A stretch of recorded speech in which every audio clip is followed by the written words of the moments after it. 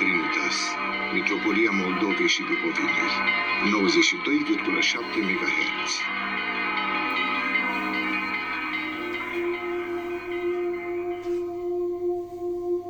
Radio Trinitas vă oferă în cadrul seriei de casete Mari Duhovnici în dialog o convorbire de suflet cu Părintele Constantin Galeriu. Aveți credința lui Dumnezeu. Sub acest generic, ascultați un dialog având ca temă viața în Hristos. Modul în care trebuie să actualizăm jertfa de pe cruce a Mântuitorului și păstrarea identității de credință în lumina învierii lui Hristos.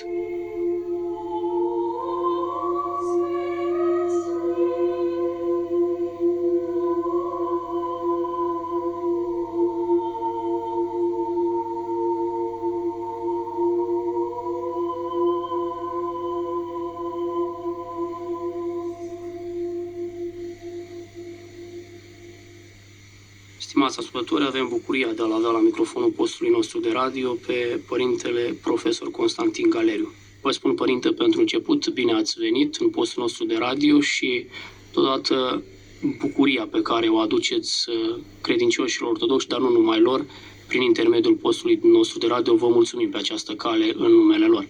Bine v-am regăsit și mulțumesc bunului Dumnezeu că mă aflu iarăși aici.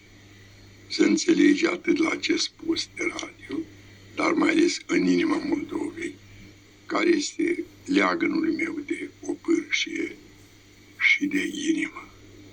După cum știu marea majoritate a ascultătorilor noștri, Sfinția voastră vă aflați în Iași în legătură cu conferința Ascor din timpul postului mare, conferință pe care ați susținut-o în data de 3 aprilie în aula Eminescu a Universității Alexandru Ioan Cuza, conferință cu titlul Jertfă și înviere în familia creștină astăzi. Da. Pentru începutul interviului pe care îl realizăm astăzi aici la postul nostru de radio Trinitas, și anume 4 aprilie, v-aș întreba, astăzi societatea românească se află în fața a mari întrebări, a foarte multe probleme și în primul rând, oamenii la un moment dat sunt debusolați în a aborda și a face față acestor probleme, mai ales cele economice, din care rezultă cele sociale și, în definitiv, cele morale. În ce mod considerați că astăzi Biserica noastră ortodoxă, urmând în fapt modelul Sfinților Părinți și în primul rând modelul scripturistic al Domnului și Mântuitorului nostru Iisus Hristos, poate răspunde acestor probleme pe care le ridică societatea contemporană? Da. Doamne, ajută-ne să vedem în adânc, o clipă dacă vreți, pe Marea Galilei. Mântuitorul călca peste creștetul valurilor în furtună. Ucenicii ne aducem aminte să îngemâna lumina divină, Hristos în lumină, și spuma valurilor.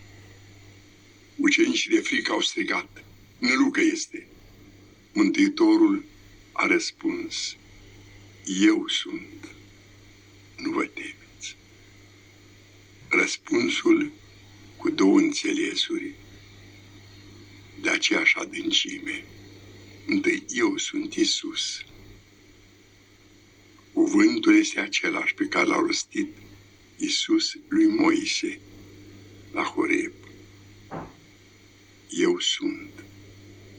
Atunci când Moise temis să-și salveze poporul din robie. Doamne, ce să le spun? Cine m-a trimis? Cine m-a investit cu o asemenea răspundere? Și atunci, așa a răspuns atunci Dumnezeu, Tatăl prin Fiul în Duhul Sfânt. Eu sunt și eu sunt existența absolută. Deci înțelesul de pe Marea Galilei e deodată și de moment istoric și de eternitate, de veșnicie. Iisus este neîncetat, călcând pe valurile furtunoase ale mării, iar Petru, știind ce a spus, Doamne, dacă Dacă tu ești, poruncește-mi să vin. Vino. Și Petru a ieșit din corabie și călca pe valuri. Câte vreme a fost față către față cu Mântuitorul și lumina, puterea, lumina și iubirea divină care îl învăluiau pe Petru, a călcat și el peste furtună. Dar, pătrunzând sau deschizându-se inițial, prin îndoială și furtunii, a început să se înnece. Icoana aceasta, în clipa aceasta, am reflectat la provocarea dumneavoastră. Noi ne rostim cu această stare și atunci, în stihirea pe care o invocăm în rugăciune, marea vieții, văzând-o înălțându-se de viforul ispitelor, la limanul tău cel lin, alergând strict către tine, scoate din stricăciune viața mea mult milostive.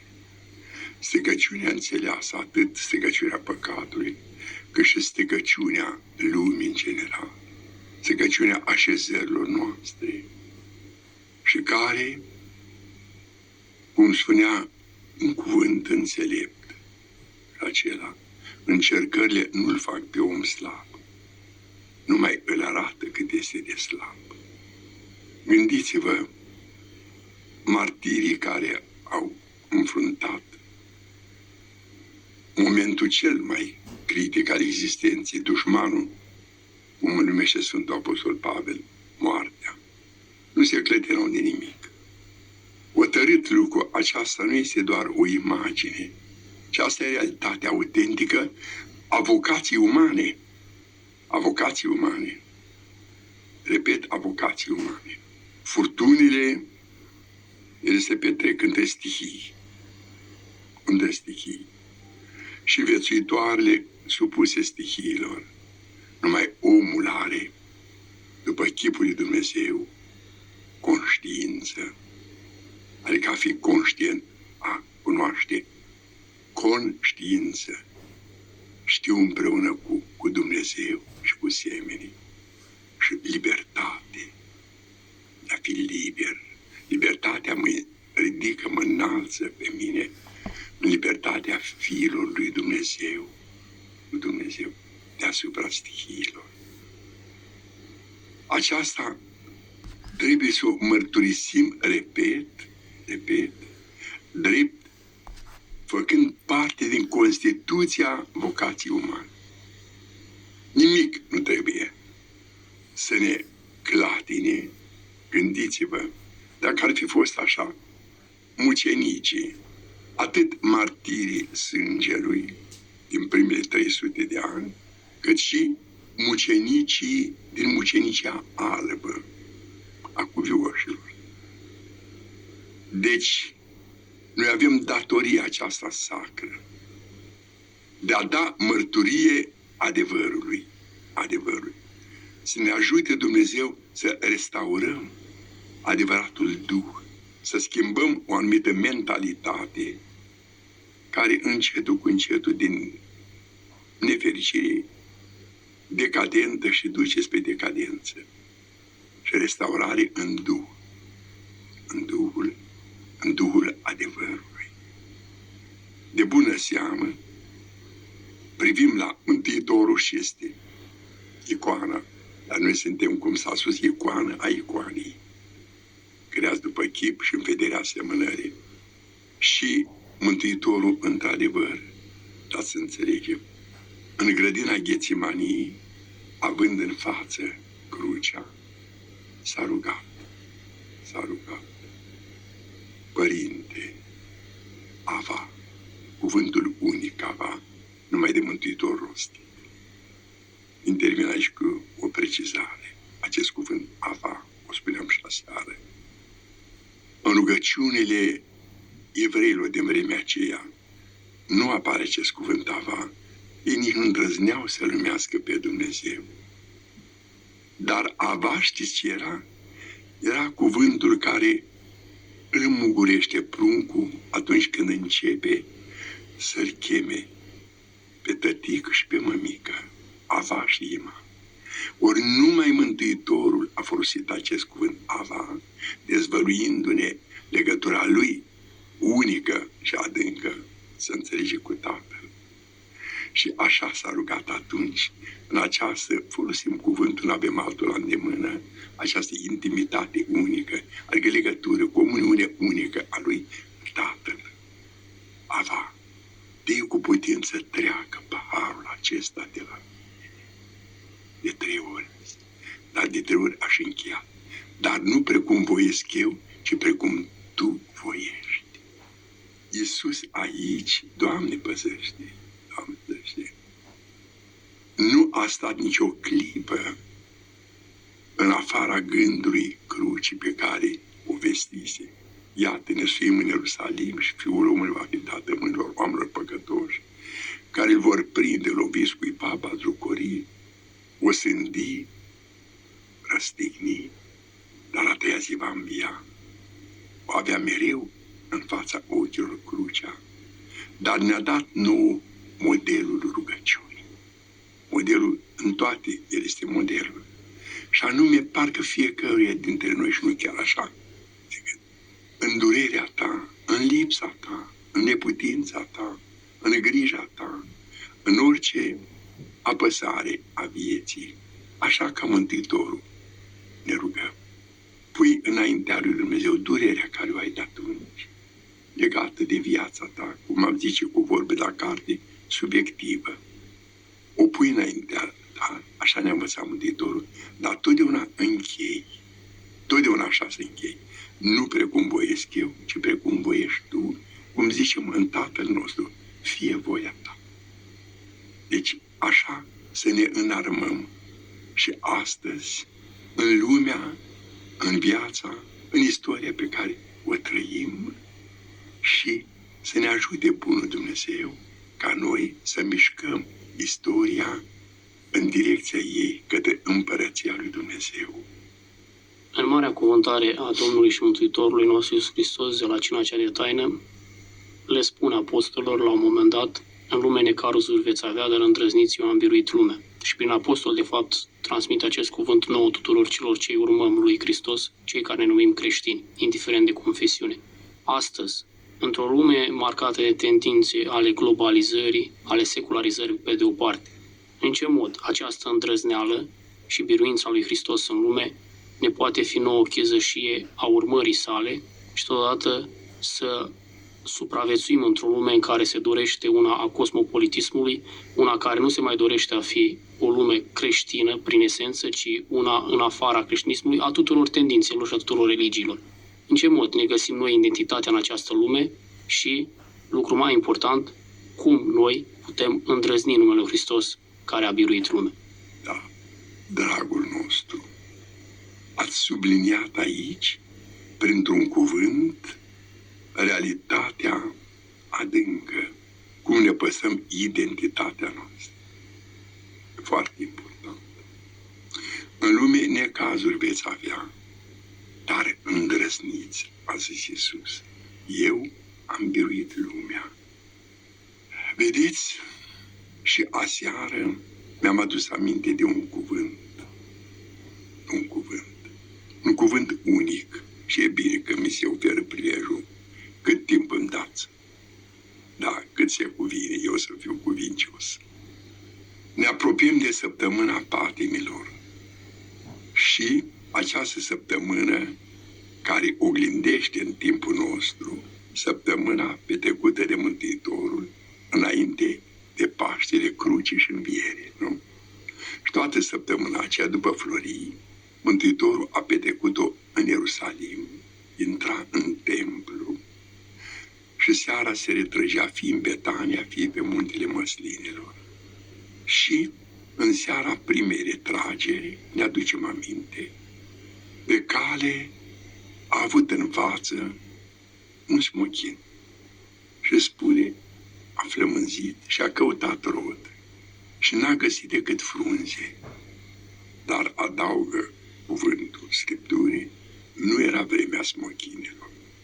Dacă mi spune întrebare să tâlcui mai departe, vom tâlcui și aceasta.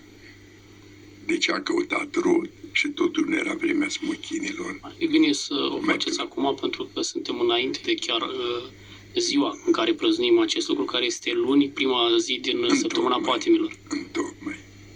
Vedeți, smochinul este o parabolă. El era o realitate, smochinul. Dar Mântuitorul ne-l oferă ca o parabolă, ca un simbol. Nu era vremea smochinului, dar Mântuitorul a căutat rod în el. Și fiind parabolă, fiind simbol, el reprezenta lumea omului, lumea istoriei, lumea Vechiului și Noului Testament. Iar omul care este pregătit, așezat și pregătit pentru împărăția lui Dumnezeu. La ziua judecății așa am auzit: veniți binecuvântați părintelui meu, de moșteniți împărăția lui Dumnezeu, pregătită vouă de la începutul veacului. Pregătită. De aceea Sfântul Grigore Palama spune: iată și împărăția pregătită Dumnezeu pentru om, ca să-l așeze pe om în lumea împărăției lui Dumnezeu. Doamne, ce lucru meu! Lumea împărăției lui Dumnezeu, așa l-a șezidit pe om. Dacă aceasta a fost temelia, acesta a fost așezământul din sfatul de mai înainte de veacuri al lui Dumnezeu, să facem om după chipul și asemănarea noastră, am zice, după chipul și în vederea nesfârșite asemănări. Și vedeți, cum spune Dumnezeescul maxim mărturisitorul, chipul l-am păstrat neștirbit. Dumnezeu ce a dăruit nu și-a înapoi. Zice Dumnezeescul Pavel scriind Romanilor, la capitolul 11, versetul 29, Dumnezeu nu și-a înapoi nici darul, nici chemarea. Ori chipul care ne l-a dat nu și le-a înapoi. Iar chipul în noi ce înseamnă, cum zice Sfântul Maxim Mărturisitorul? În cele două atribute. Primul, existența. Noi suntem părtași la existența lui Dumnezeu, care Dumnezeu este existența, existența absolută, existența propriu-zisă, dar noi părtași. Și nemurirea. Aceste două daruri ale chipului sunt, nu le ia înapoi niciodată când Dumnezeu ce-a dăruit, nu.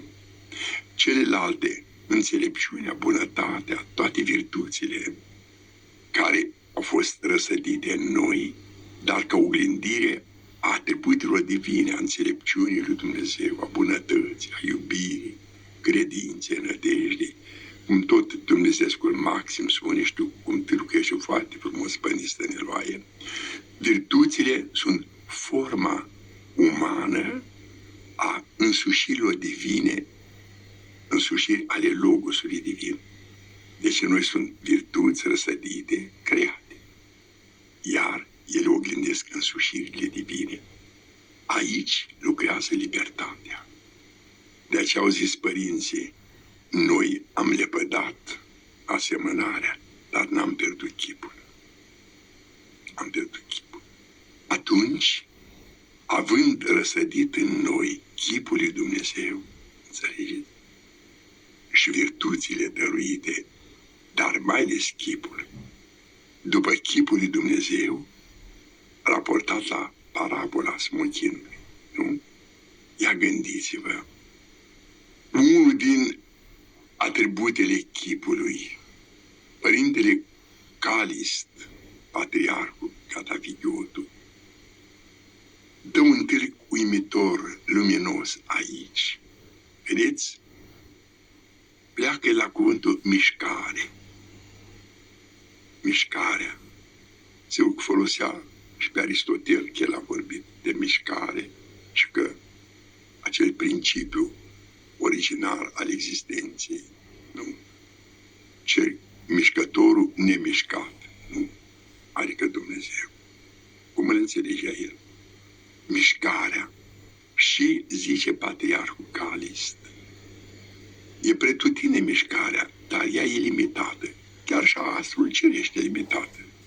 Și a viețuitoarelor, dacă ne-am gândit la puișorul din ou, el are mișcare acolo, nu? La odrasta lui, până se formează și când cioculețul a devenit puternic, atunci lovește în coajă și iese la. Dar atât e mișcarea lui, mișcare și la fiecare făptură cu propria mișcare, propria menire, propriul scop, propria finalitate. Cum a zis psalmistul, hotar ai pus peste care nu vor trece. Numai mișcarea omului este fără hotar. Ce uimitor lucru! Mișcare fără hotar, ca într-adevăr sufletul omului să fie un vas care să poarte chipul lui Dumnezeu. Cum spusese Mântuitorul lui Anania din Damasc despre Saul, când Saul, cel ce a devenit Pavel, pe drumul Damascului, mergând să prindă pe creștini, deodată lumina divină l-a copleșit, l-a aruncat, l-a smerit, l-a aruncat la pământ. N-a văzut, n-a mâncat. 3 zile, 3 nopți, după timpul petrece Mântuitorul, nu? De la cruce la înviere. Saule, Saule, de ce mă prigonești? Cine ești, Doamne? Eu sunt Iisus pe care Tu îl prigonești. În zadară ți ție să lovești cu piciorul în țepuș. Altfel spus, lovești, dar tot tu te rănești. Întocmai cum spusese prin prorocul Ezra Dumnezeu. Și ne spune nouă tuturor, nu pe mine m-ați părăsit, ci pe voi înși. Când îl părăsești pe Dumnezeu, pe tine te părăsești. Părăsești chipul, noi suntem după chip. Apoi Saul a dat, ce să fac, Doamne? Mergi în Damasc și ți se va spune. Și, cum în Scriptură mereu, mărturia se face prin 2 sau 3 graiuri, nu? Ca să stea tot adevărul. Atunci Mântuitorul, Iisus Hristos, Domnul, i-a vorbit și lui Anania din Damasc. Ananiu, da, Doamne, iată, Saul te așteaptă pe ulița dreaptă să-l botezi. Doamne, am auzit că multe rele a făcut omul acesta în Ierusalim și are puteri în șire și gând și să facă alte rele, cum am. Da. Nu, Ananiu, fii liniștit. Îmi este vas ales să poarte numele meu la neam. Doamne, ce cuvânt minunat! Vas ales să poarte numele meu. Așa a fost făcut Adam. Vas ales să poarte chipul lui Dumnezeu. Vedeți? Mântuitorul spusese, mulți chemați, puțini aleși. Sfântul Chiril al Alexandriei răspunde, chemați suntem toți, ales devine cel care răspunde la chemare. Vedeți? Și atunci, în această vocație a noastră, de a fi zidiți după chipul lui Dumnezeu și în perspectiva infinite asemănări cu Dumnezeu, în acest dar care s-a făcut nouă, darul acesta, nu? De a fi după chipul lui Dumnezeu și iată, în mișcarea noastră fără sfârșit. La de vorbit, aici se descopere atât de frumos Patriarhul Calist, mișcarea această zestre, harică, nu? Dată de Dumnezeu, pentru care Patriarhul Calist spune că vrednicia ta, omule, este să ai posibilitatea mișcării fără de sfârșit. Fără de sfârșit. Vezi? Atunci, tu nu te opri la cele care sunt mărginite în timp și spațiu. Prețuiește-le. Contemplă în ele lumina, slava, bunătatea, puterea, voința dumnezeiască. Dar tu trebuie să mergi mai sus. Vrednicia ta este a comunica cu cel fără de sfârșit. Fără de sfârșit. Observați. Da? Și atunci, în această vocație umană, neîncetat de acolo a ne găsi noi menirea noastră. În această conștiință a comuniunii noastre cu Dumnezeu în ea. În ea, legătură cu parabola smochinului, așa am făcut o digresiuniță mai mărișoară, omul atunci, vedeți, omul, roadele lui, așa cum în Apocalips citim că pomul vieții rodește de 12 ori pe an.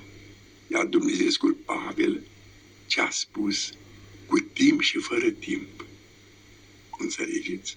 Deci omul trebuie să rodească. Parabola nu era timpul roadelor pentru smochini, ca o făptură a cărei mișcare e cu totul limitată în timp. Dar mișcarea omului, observați, eu cu gândirea, cu trupul sunt aici acum, dar cu gândirea mea în clipa aceasta, nu? Cuprind nu numai spațiul de aici sau până acasă, ci marginile lumii și marginile istoriei și dincolo de istorie. Deci, omul este chemat să rodească neîncetat. El nu se mai mișcă mărginit în timp și spațiu. Aceasta e chemarea omului și mai ales a apostolului, a profetului, a apostolului, a slujitorului lui Dumnezeu. De bună seamă s-a târguit, știți, de către părinți cu smochinul. Întâi, ispita smochinului e dulce și lipicios, înțelegi cum e și păcatul. Dar totodată, aici era vorba și de parabola Vechiului Testament. Vechiul, înțelegeți, care își împlinise menirea lui și care avea de acum rodul în Noul Testament. Deci, asta în legătură că nu era vremea roadelor. E parabolă și privește pe omul care are observat alte chemare. Mai din viziunea aceasta a Sfântului Părintele nostru Calist, înțelegeți? Da? Și care era real, asta e taina omului. Dar revenim. Și a doua zi când s-au întors Mântuitorul cu ucenicii pe cale, apostolii spun și Petru grăiește: Doamne, iată, smochinul care l-a blestemat s-a uscat până la rădăcină. Și atunci Iisus a rostit acest cuvânt unic în Noul Testament, într-un fel în Scriptură, deși e și Vechiul Testament profetic rostit. La ce mă refer? În Evanghelia după Sfântul Evanghelist Marcu, la capitolul 11, versetul 22, găsim acest cuvânt unic. Îl găsim acolo, în contextul smochinului neroditor. Când Petru a spus: iată, învățătorule, smochinul care l-ai blestemat s-a uscat până la rădăcină. Și Iisus a răspuns și așa îndrept cuvântul să citiți în Noul Testament. Marcu 11:22. Cuvântul Mântuitorului acesta este original. Aveți credința lui Dumnezeu. Subliniez. Aveți credința lui Dumnezeu. În traducerile noastre, după ediții apusene, s-a tradus: aveți credința în Dumnezeu. Părinții noștri înaintași, cei la 1648 și 1688, au tradus corect: aveți credința lui Dumnezeu.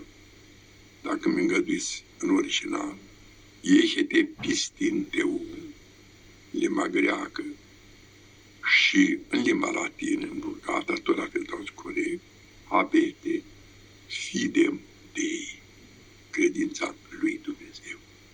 Aș însocoti de cuvință să adaug aici, ca lămurire, cuvântul se găsește în Evanghelia după Marcu. Noi știm precis. Marcu a scris Evanghelia, ascultăm predica Sfântului Apostol Petru. Deci, propriu-zis, aici este direct cuvântul auzit de Sfântul Apostol Petru din gura Mântuitorului și care, de bună seamă, l-a pătruns atât de adânc încât l-a păstrat și l-a transmis. Iertați, folosesc aici nițel academic, ar fi, cum spun exegeții, ipsissima vox, adică vocea însăși, cea mai însăși a Mântuitorului. Aveți credința lui Dumnezeu. Ori acest cuvânt este uimitor. Credința, da, e darul lui Dumnezeu. Dumnezeu o are.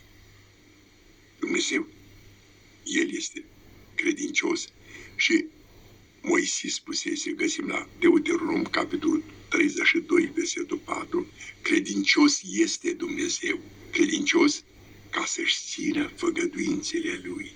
Și aceasta ne-ar pune nouă o problemă, cum adică? Și manualele noastre de dogmatică socotesc că ar trebui să stăruie și asupra acestui atribut divin al credincioșiei lui Dumnezeu, al fidelității lui Dumnezeu.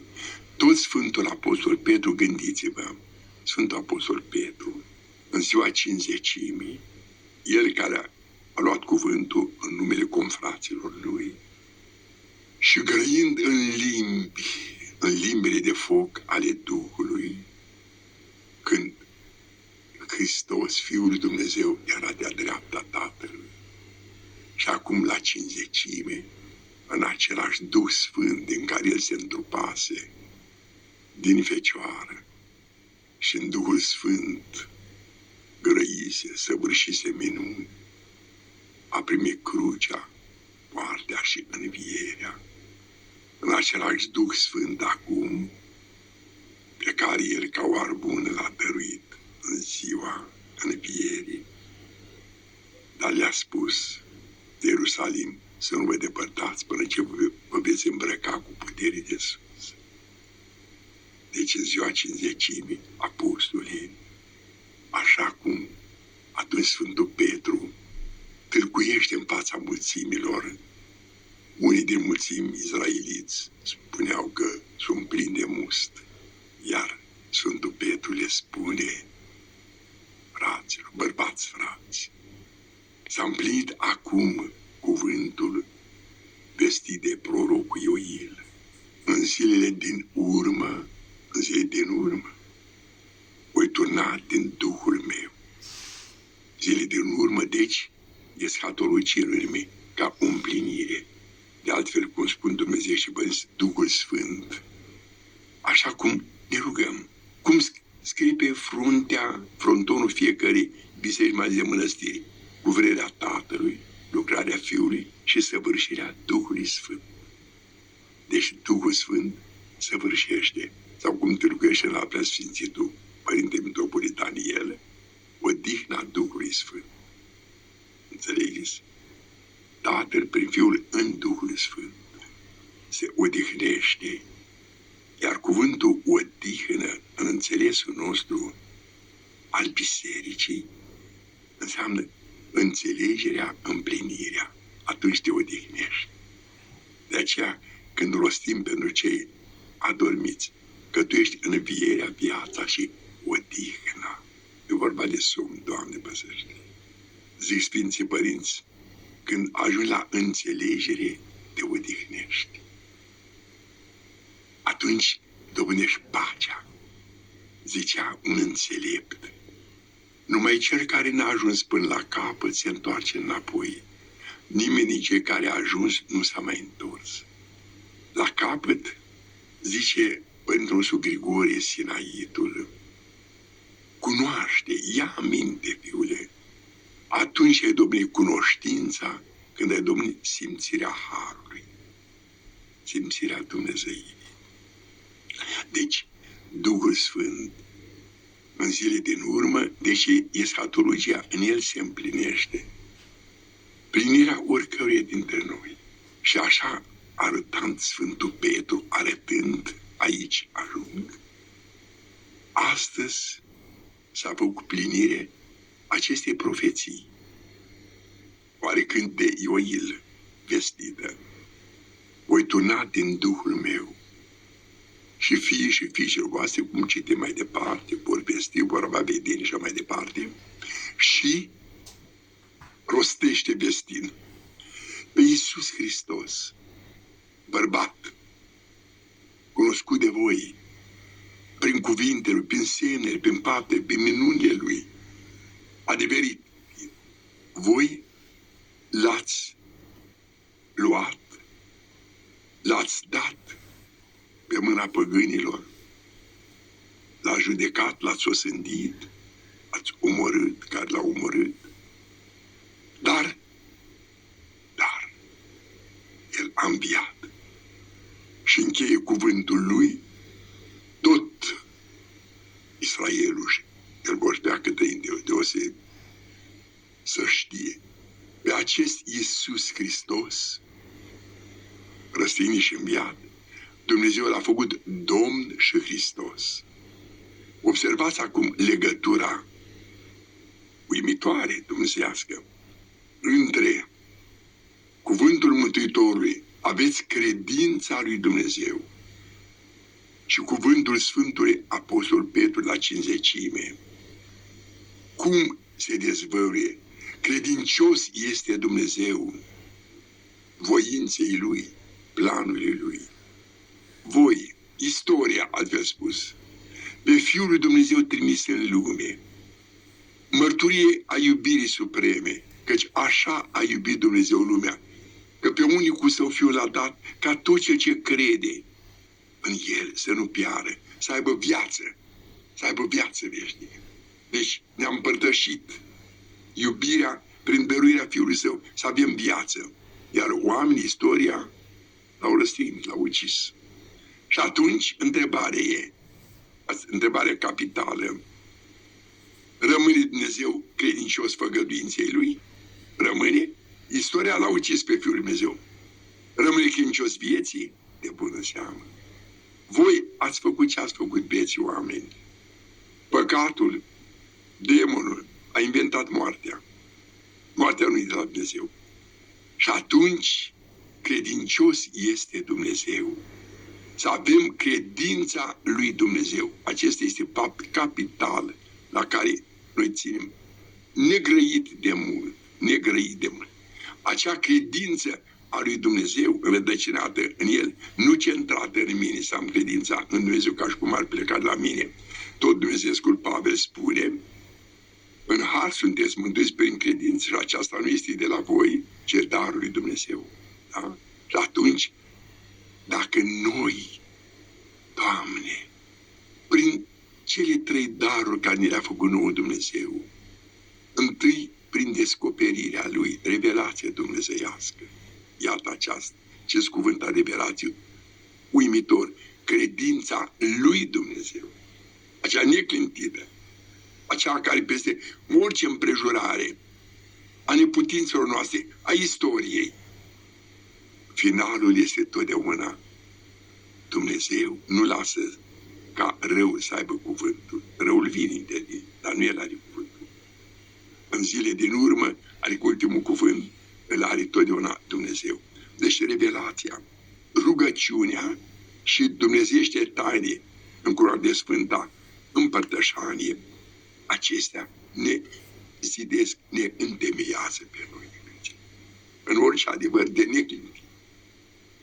Când vorbim despre Lazar, fapt, săptămâna patimilor începe cu sâmbăta lui Lazar, tot acest capitol al 11-lea, unde ne se vorbește de la Sfântul Evanghelist Ioan, unde ne se vorbește despre acest moment unic al învierii lui Lazar, după 4 zile, moment care nu mai poate intra sub, aș putea spune, sub nicio contestare, este văzut de atâta lume, mărturisit de atât, nici celelalte, în mod normal. Pentru unii, să spunem, o exegeză mai radicală, protestantă sau neoprotestantă.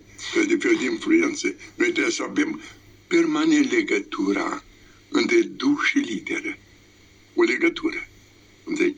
Nici la literă și nici într-o abstractizare fără legătura a realului. Înțelegeți? Pentru că Fiul lui Dumnezeu, cuvântul trup s-a făcut și s-a sărășluit printre noi și am văzut slava Lui.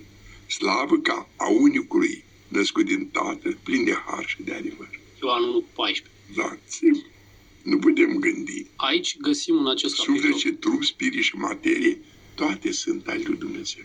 Aici găsim în acest capitol al 11-lea cel mai scurt verset al Scripturii și a lăcrimat Iisus, versetul al 35-lea, deci din capitolul Așa 11. lăcrimat Iisus. Ar părea la un moment dat paradoxal, dar totodată este și un gest paradigmatic pentru noi. Da, paradigma. Iată că Dumnezeu omul a lăcrimat. Este plin de cel mai firesc sentiment uman în fața durerii despărțirii de un prieten.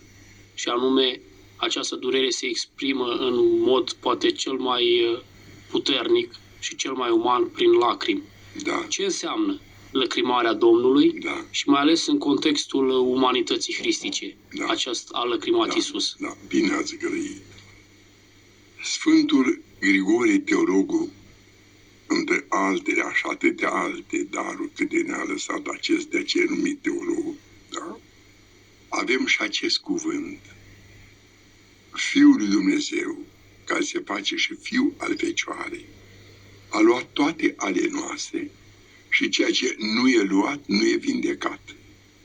Deci a luat în firea omenească a lui și cum părinții, până la mărturie de sacrificiu. S-au luptat. Nu numai pentru cele două naturi în Hristos, cum tocmai la Calcedon 459 a statornicit pe cele două naturi unite, neamestecat, neschimbat, neîmpăsând, nedespărțit, dar și cele două voințe, care au pregătit prin mărturia Sfântului Maxim Mărturisitorul. Și aici avem o bucurie, împreună cu Papa Martin al Romei, și au dat o mărturie împreună.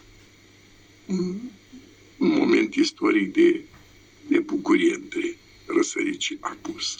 Cele două voințe mărturisită, vreau să zic, această dogmă de Sfântul Maxim până acolo, încât el n-a, cu niciun chip, în fața oricărei presiuni din afară, politic era, a împăratului, încât a consimțit la 80 de ani ai lui să-i se smulgă și limba din gură să nu mai grăiască și mâna dreaptă să nu mai scrie, iar Papa Martin și el a murit în închisoare, pe Chersones. Două voințe, voința dumnezeiască și voința omenească. Cu voința omenească și în ea a luat toate ale noastre. Le-a luat din economie, cum spune atât de frumos Dumnezeescul Maxim Mărturisitorul. Din economie. Din economie pentru noi, deci pentru lume. Știți că se distinge în învățătura bisericii între teologie și economie, după Sfinții Părinți. Teologia se referă la taina lui Dumnezeu, nu atât cât ni s-a revelat. Tatăl, Fiul și Duhul Sfânt, deci trăimea cea într tot sfântă, și de o ființă, ființa lui Dumnezeu, atributele divine și mai departe, privesc teologia aceste mărturii. Iar Dumnezeu în creație și mântuire, aici avem economia, adică lucrarea lui Dumnezeu pentru lume. Ori în economie, cu voința umană, a luat și păcatul nostru. Cum spune Dumnezeescul Pavel, s-a făcut păcat pentru noi. Iar Dumnezeescul Maxim Mărturisitorul a luat din păcat suferința, crucea. Păcatul intră prin plăcere, sfârșește în durere. A luat durerea noastră. Dacă nu ar fi luat durerea noastră, atunci, fără el, nu e mântuire. Ori și lacrimile pentru Lazar, înțelegeți, uman, a trăit durerea lui. Durerea lui, gândiți-vă aici și la acel moment, cuvintele crucii, cele 7 cuvinte rostite de Mântuitorul pe cruce. Îngăduiți o clipă să le desfășurăm. Primul, Părinte, iartă-i că nu știu ce fac. Decertarea răstignitorilor, care îngăduie să deschid aici o mică, nu chiar paranteză, ci o mică subliniere. Cum a tâlcuit Mihai Eminescu acest cuvânt, cum l-a trăit el.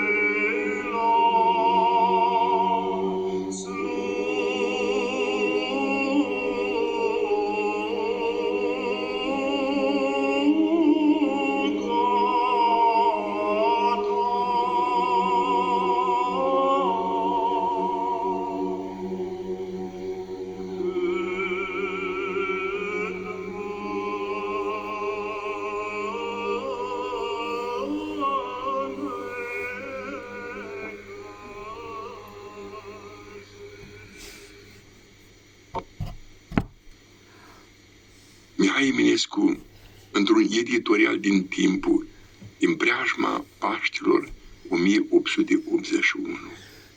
Iată bat la poartă. Și zice el, atunci pentru vremea lui, iată 2000 de ani aproape, de când biografia Fiului lui Dumnezeu e carte după care se crește omenia. Biografia Fiului lui Dumnezeu. Și tâlcuiește, mulți s-au făcut pe Eminescu dependent și de Egipt, și de India, și de toată literatura europeană. Hai să mergem o leacă la adâncul sufletului lui. Îl citez iar pe Patriarhul Calist. Ci pe om îl cunoști după mărturiile lui de la o mai mare petrecere și adâncă înțelegere. Nu după celelalte obișnuite, purtăm noi tot cosmosul și institutul și al conservării insulei și așa mai departe. Ei bine, așa și pe Eminescu, să-l înțelegi din mărturiile lui, nu? De iluminare divină. Ori când zice el, iată 2000 de ani aproape, de când biografia Fiului lui Dumnezeu este carte pe care se crește omenirea și el tâlcuiește aici și nici învățăturile lui Buddha, nici cărare spre virtutea lui Laozi, chinezul Laozi, da, nici moartea într-un fel cinstită a lui Socrate, nu? De respectul legii civice, nici învățăturile stoicilor, care au valoarea lor apropiate, zice el de Evanghelie, dar înțelesul de fondul comun a revelației dumnezeiești. Niciuna din acestea toate nu-și arată adâncul și frumusețea cuvintelor și mărturii această populară biografie a blândului nazarinean. Dacă prima oară spune biografia Fiului lui Dumnezeu, în a doua ipostază, populară biografie a blândului nazarinean. Adică firea divină și firea umană, observați. Cum atât de clar, aici se vede în această pădure. Blândul nazarinean, care pe cruce, în momentele cele mai grele ale existenței, cum zicem noi, moment de limită, spune el, ci încolțește, se revelează, deci, în el, iubirea și cere Tatălui Său iertarea pentru cei care îl răstignesc. Și cere această iertare nu pentru el, ci pentru dânsii. Și nici cum a făcut-o fie Socrat, fie Laozi, fie ceilalți, pentru niște înțelegeri din lumea aceasta, ci din iubire pentru semeni, pentru altul. Și de aici trage el concluzia luminată, inspirată, ce astfel a te jertfi din iubire pentru altul a rămas de atunci cea mai înaltă formă a existenței umane. Am citat exact de acolo. repet încă o dată acest cuvânt uimitor, a rămas de atunci jertfirea pentru altul cea mai înaltă formă a existenței umane și încă mai zice, iubirea, acest sâmbure de adevăr în stare să dizolve întreaga disarmonie de între oameni și asprimea luptei pentru existență ce bântuie natura întreagă. Au zis pe tâlcul lui Eminescu la jertfa Mântuitorului. Și gândiți-vă, numai referindu-ne la expresia să rezolve întreaga disarmonie dintre oameni și asprimea luptei pentru existență ce bântuie natura întreagă. Cuvântul este preluat, nu? De la Darwin, care circula în Europa. Și în Europa, și teologic, jertfa Mântuitorului era o satisfacție adusă Tatălui pentru păcatul omului, care l-a jignit pe Dumnezeu. Iar, iată, în vremea aceea, un Dostoievski, în gândirea, nu, tot ortodoxă, cum îl vedea pe Mântuitorul, iată și un român, pe mine mă umple de mare mândrie și bucurie această mărturie a lui Eminescu privind înțelegerea jertfei Mântuitorului. Plecând la acest cuvânt, Părinte, iarte că nu știu ce fac, dar voi ajunge cu imediat, dar și nu m-am putut opri să nu pomenesc, mai să aici la Iași pe Eminescu. Da? Cu această mărturie și acum în preajma Paștelor, când era scris, 1881-2001. Gândiți-vă, exact. Parcă și un moment aniversar, tocmai pentru această mărturie sublimă al lui. Da, 120 de ani, nu? Dar de când am mărturisit așa de sublim. Celelalte cuvinte ale Mântuitorului observați către Maica Sfântă și ucenicul iubit. Îți spune Maicii Domnului, iată fiul tău, iar ucenicul, iată mama ta. Maica Domnului, Maica noastră. Al treilea cuvânt, când răstignitul din stânga, sărmanul, ulește. Dacă e Fiul lui Dumnezeu, coboarze pe cruce, să coborâm și noi. Ori Mântuitor vine să înalțe, nu să coboare, să înalțe, da. Și pe cruce, prin cruce spre înviere, cum va spune Sfântul Ioan în Gură de Aur, îl numesc împărat pentru că îl văd răstignit. El cu adevărat e împărat pentru că se jertfește pentru supușii lui. Și ce pomenește-mă, Doamne, într-o împărăția ta. Și dacă cel din stânga, sărmanul, a hulit, cel din dreapta, colegul lui de pușcărie, împotrivă zice, nu te temi tu de Dumnezeu. Apoi începe spovedania lui. Noi pentru păcatele noastre suferim. Și apoi mărturisirea. Omul acesta drept este și recunoaște dreptatea. Și apoi îl roagă, pomenește-mă, Doamne. Întocmai cum noi folosim de atunci, noi ortodoxi, la pomenirea celor adormiți, veșnică pomenire. De acolo, tot la adormire, vedeți? Și după psalmistul, într-o pomenire veșnică va fi dreptul, într-o pomenire, da, veșnică. Și atunci se roagă, pomenește-mă, Doamne. Și Mântuitorul îi spune, astăzi vei fi cu mine în rai, astăzi care e numele timpului Dumnezeu, astăzi al eternității. Dar după acest cuvânt, al patrulea, așa le vedem noi în ordinea aceasta, cuvântul Mântuitorului, Dumnezeul meu, pentru ce m-ai părăsit? Cu voința lui umană. Observați, dacă primele cuvinte sunt spontan ale Mântuitorului, acest cuvânt e preluat de Mântuitor. Trebuie știut aceasta. E preluat din Psalmul 21, versetul 1. Deci aici Mântuitorul se unește cu mărturia întregii umanități care cunoaște tragismul morții.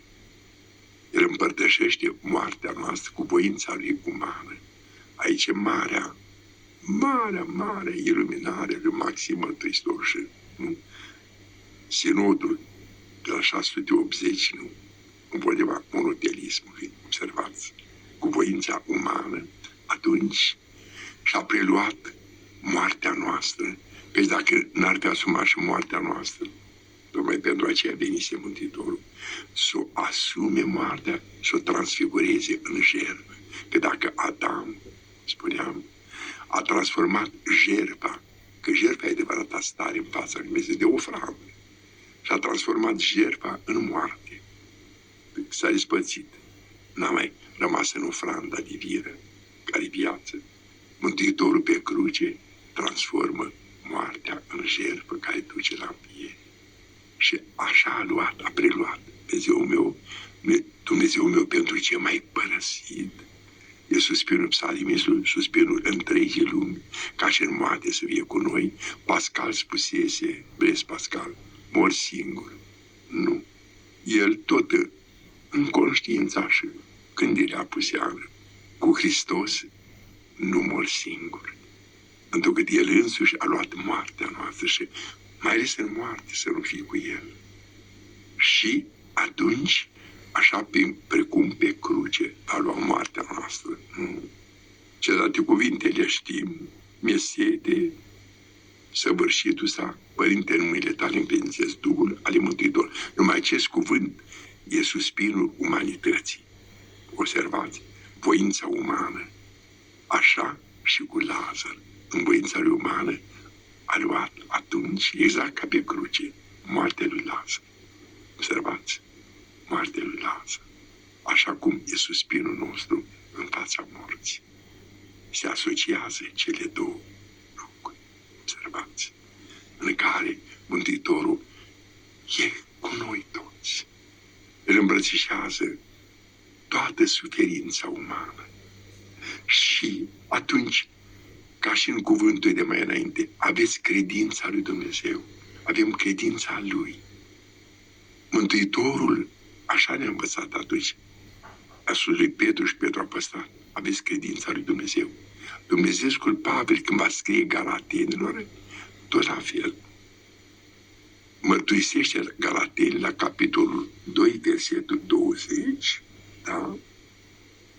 Și simte mântuirea, zice el, ce nu mai trăiesc eu, ci trăiesc în credința, și nu spune tot la fel, original așa e, în credința Fiului lui Dumnezeu.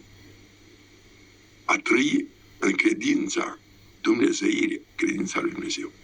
A trăi în credința Fiului lui Dumnezeu și care peste toată căderea umană rămâne credincios și cuvântul ultim nu-l are. Nimic din cele noastre, că Dumnezeu n-a făcut moarte. Nici a sufletul, nici a trupului, spune Grigore Palama. El e viață. Iar acolo când noi introducem prin demon acum morții, Dumnezeu vine și face lumină. Iar aici a trăit în această taină a iubirii noastre. Tot Sfântul Maxim spune, sunt despărțiri și despărțiri. Mântuitorul, totdeauna din economie a trăit și moarte pe cruce pentru noi, înțelegeți? Și iubirea pentru Lazar și lacrimile pentru Lazar, din economie, toate ale noastre le-a luat. Ca în toate nouă să ni se facă mântuitor și pildă. Părinte, în continuare am să vă pun 3 întrebări legate de liturghie. Nu le-am luat în ordine una după alta, am să încerc pe toate 3 să le unesc în una singură. Puse de către un coleg la postul nostru de radio care realizează o emisiune Părinții Bisericii, Părinții Noștri. El face o temă despre ce este tot teolog. Preacucenție, părinte, a câta parte, n-aș spune cât la sută, din liturghia de astăzi este de origine apostolică, iar apoi întreabă, este fondată temerea că prin înfrumusețare și evoluție s-a deteriorat înțelegerea liturghiei și, în sfârșit, ce este mai important în păstrarea liturghiei? Păstrarea formei sau păstrarea spiritului? Cred și mărturisesc că liturghia poartă în ființa ei mărturia Mântuitorului și a apostolilor. Ăsta e primul cuvânt. În ființa ei, genuină, am zice un cuvânt. Să nu uităm, la cina cea de taină, citim, s-au rostit psalmi. S-au rostit psalmi. și apostolii erau de față. Cea dintâi liturghie știm acum este a Sfântul Iacov. Ea Sfântul Iacov și aici îngăduiți, care a crescut cu Mântuitorul sub ocrotirea dreptului Iosif și care mergeau la sinagogă acolo și apoi la templu, nu? Și atunci liturghia noastră, cuprinzând cele două elemente, nu avem alt cuvânt, de imediat, capitale, teologic, exprimându-ne cuvântul și taina, mai direct la mărturie, psalmul, partea întâi a liturghiei, cei doi psalmi propriu-zis. Binecuvântează sufletul al meu pe Domnul, 103 și 145, laudă sufletul al meu pe Domnul.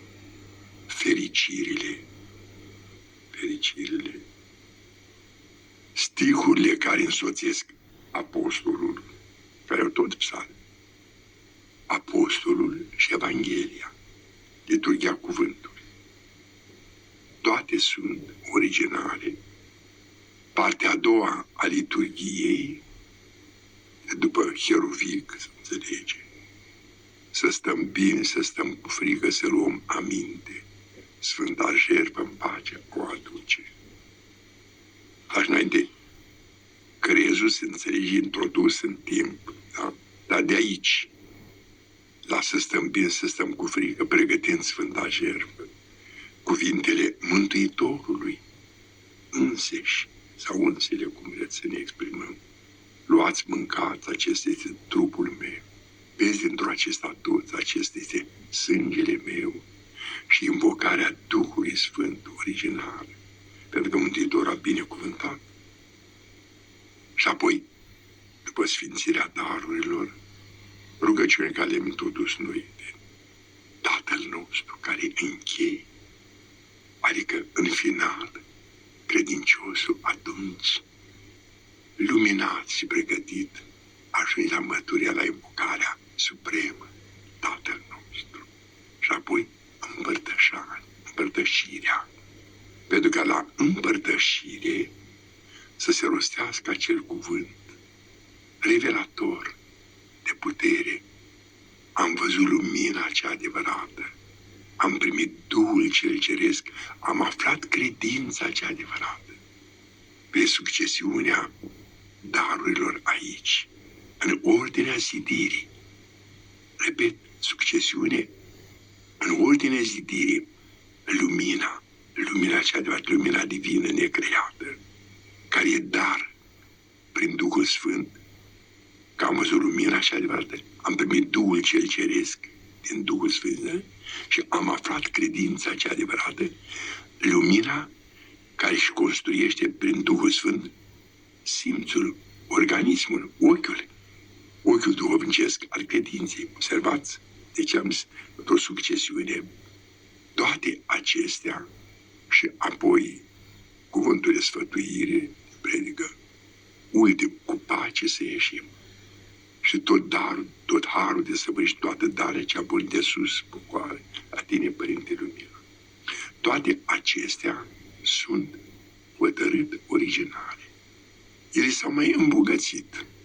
De n-ar fi să pomenim unul născut, până oară, din timpul împăratului Justinian și în legătură cu disputa din taina mântuirii pe care o săvârșește Preasfânta Treime, cum susțineau, iată, călugării de la noi. Este o mărturie a strămoșilor noștri, călugării sciți. Unul din treime a pătimit. Și așa a apărut atunci în lupta aceasta duhovnicească, nu? A însușirii, cum zicem noi cu o vorbă grea la carte, mântuirea obiectivă, cum zicem noi, însușirea darului lui Dumnezeu.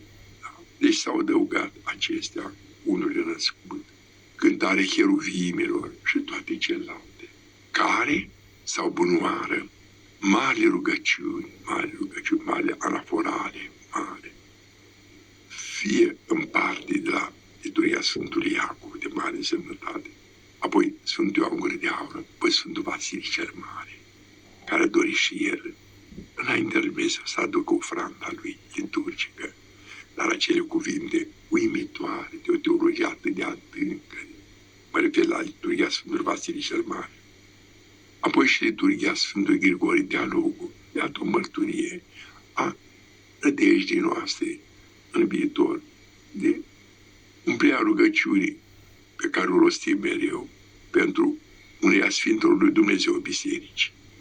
Deci, avem originar păstrat sau adăugat, inspirate, cu tot cultul bisericii noi îl vedem făcând parte din revelație.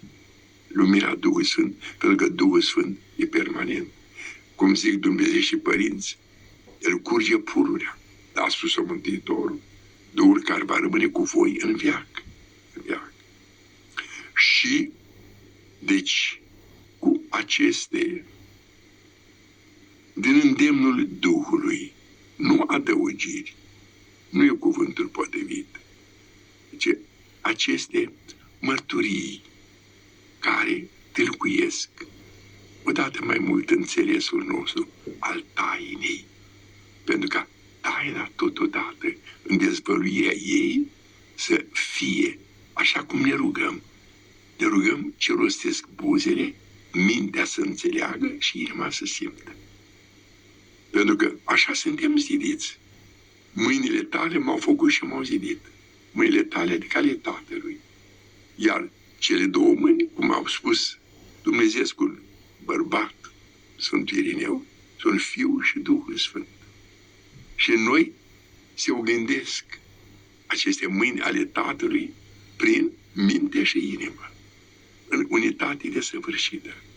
Și deci toate aceste mărturii care fac parte integrantă în Sfânta Liturghie, odată mai mult ne luminează ca să trăim mai luminos, mai înțelegător, știți?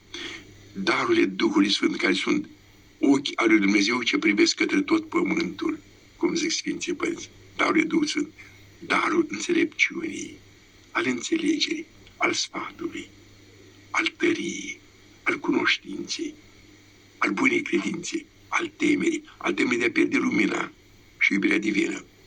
Dacă înțelepciunea este Dumnezeu însuși, Fiul lui Dumnezeu, înțelegerea trebuie să-L înțelegem.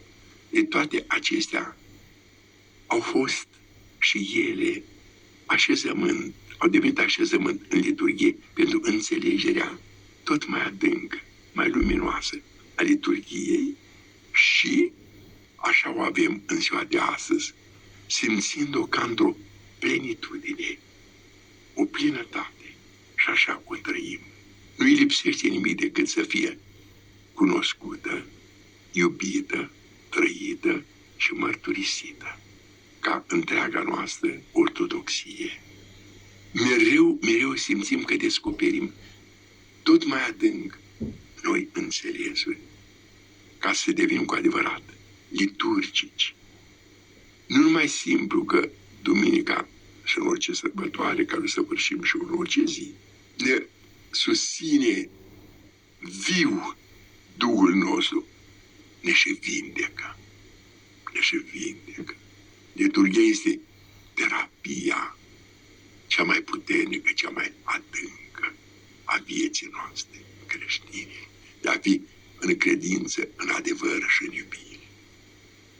Părinte, ne apropiem anul acesta, de fapt, de momentul central al existenței creștinului cursul anului liturgic, și anume învierea Domnului și Mântuitorului nostru Iisus Hristos. Suntem la o distanță în timp de aproape 2 milenii de acest eveniment unic al umanității pe care îl retrăim în fiecare an, în mod poate mai deplin cu trecerea vârstei noastre și apropierea de sfârșitul vieții noastre. Ce înseamnă acest cuvânt pe care rostește Biserica prin părinții ei? Învierea lui Hristos înseamnă învierea noastră a tuturor. Da, într-adevăr. Preotul, când se pregătește pentru săvârșirea Sfintei Liturghii, după ce rostește în mijlocul bisericii rugăciunile începătoare până la Tatăl nostru și miluiește împreună, Doamne, miluiește pre noi, rugăciune de pocăință, trece la icoana Mântuitorului, preacuratului Tău chip, ne închirăm bunule, apoi la icoana Maicii Domnului, înțelegeți, de asemenea, și acolo rostește rugăciunea pentru Maica Domnului și la celelalte icoane praznicare. Și revine în mijloc unde este icoana învierii și rostește învierea Ta, Hristoase, Mântuitorul nostru, îngerii o laudă în cerul, iar pe noi pe pământ, cu inimă curată, învrednicește-ne să Te mărim. Învierea Ta, Hristoase, îngerii o laudă în cerul. Învierea Lui, învierea noastră. Numai principial, lui Adam s-a împărtășit darul, ca în vasul lui să primească chipul. S-a petrecut ce s-a petrecut, nu mai luăm toate de la Adam, cum se spune, cum zic părinții, n-a lepădat chipul, ci numai asemănarea, adică creșterea în har, în virtute, cum spune Dumnezeu cu Vasilii cel Mare. În Hristos noi avem plinătatea vocației umane și a creației întregi. Și tot la Sfântul Maxim Mărturisitorul îngăduit să mă refer, Dumnezeescul Maxim contemplă vocația făpturii în 3 etape. Prima, existența, că existăm. A doua, existența în har, în botez, dacă vrei. Și a treia, existența în înviere. Acesta este itinerariul, urcușul, suișul nostru. Dar vedeți, în toate se dezvăluie această taină a economiei lui Dumnezeu, uimitoare. Fiecare etapă e pregătită pentru alta în lucrarea lui Dumnezeu, întrucât, cum spuneam, că pe frontonul bisericilor citim de acolo, creația întreagă este un templu al Dumnezeirii. Așa lucrează Dumnezeu. Tatăl prin Fiul în Duhul Sfânt. Cu voia Tatălui, lucrarea Fiului, săvârșirea sau desăvârșirea Duhului Sfânt. Și atunci, în această lucrare a lui Dumnezeu, din cele 3 trepte sau etape, existența în har, existența în înviere, cum a văzut Sfântul Maxim Mărturisitorul, noi suntem în această existență în har care ne pregătește pentru existența în înviere, în îndumnezeirea deplină, în nemurirea trăită, în înveșnicirea noastră conștientă și liberă. Dar această existență în har, și aici aș vrea să atrag atenția, așa cum simțim noi, cum ne dumnezeiasca Scriptură ne descoperă, acolo e rădăcina, și dumnezeiești părinți care tâlcuiesc. Vedeți? Mântuitorul, tot în Evanghelia după Ioan, nu mai calificăm